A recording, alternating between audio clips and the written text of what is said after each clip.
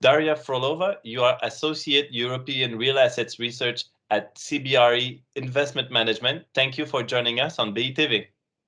Yeah, thank you for opportunity and thank you for the invitation. And yeah, looking forward to speak today. It is our pleasure. CBRE Investment Management recently published a research entitled "Clicks to Bricks: Physical Retail as a Solution to Digital Deterrence," which points to a potential revival for physical retail despite the ongoing rise of e-commerce. What makes you more optimistic about physical retail than is generally observed in the property markets? Yeah, so when we think about the e-commerce as a retail disruptor, what it has done, it has stimulated retailers to rethink their operation models. And what we see now and what everyone feels, especially through the pandemic experience, is that e-commerce is growing, but at some point it will reach a saturation, a so-called digital saturation.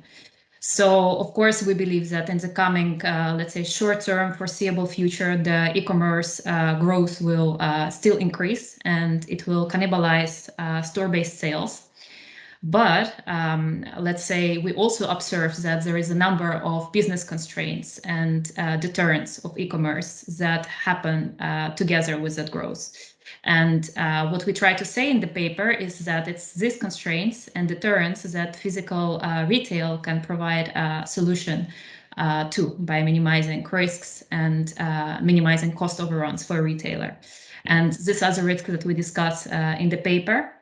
So first one is obviously digital advertising costs.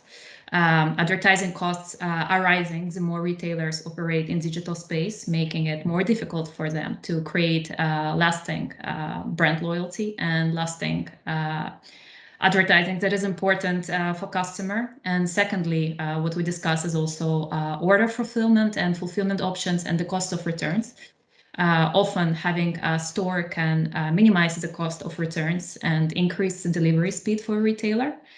And the final one, and perhaps most social one, is of course the environmental and the social impact of e-commerce.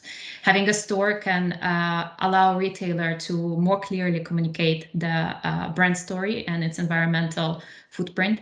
And also, it's been proven by research that, especially for cities that are well connected by public infrastructure, and where people cycle a lot, let's say, having a person actually going to the store leads to lesser carbon footprint than letting e-commerce run the operation.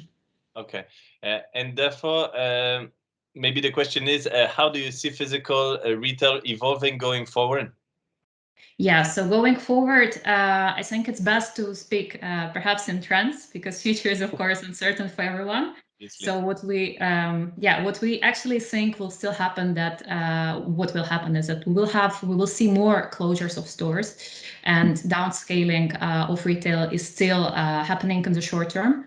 And omnichannel will be the future. So the new retail should perhaps be seen not historically as it was, let's say, final sales medium, but more of a part of a total operation of a retailer. So at the same time, this is something what ultimately should bring communities together and foster human feeling. And people, consumers, will in the end always want to have physical experience, and also retailers need to have physical presence as well. Yes, so perhaps also what is great to include is mixed use, because then you create a natural customer, and ultimately the new retail is something what should really cater to human emotions, feeling of belonging, and it's something what is unmissable, as we saw during the COVID times. Okay, and also, therefore, what could be the implications for real estate investors, do you think? Yeah, so we believe that more constructive stance needs to be adopted by the investors in the short term. Let's say there's been overwhelmingly, and that's what we both felt, a bad sentiment towards retail. But fundamentally, we think there is future for retail. So the best what investors can do right now is to position themselves and be ready for potential changes and for sort of a new look at retail. So let's say when looking at investor volumes at this point, we see that retail investment volumes are still low. So there is, a pragmatic approach that, of course, needs to be reinforced. But we also feel like, and what we expect to see is that the favor and the momentum will change and that retail will become interesting again. This is especially true when looking at sector relativity. We have seen a backdrop in yields for logistics and residential sectors.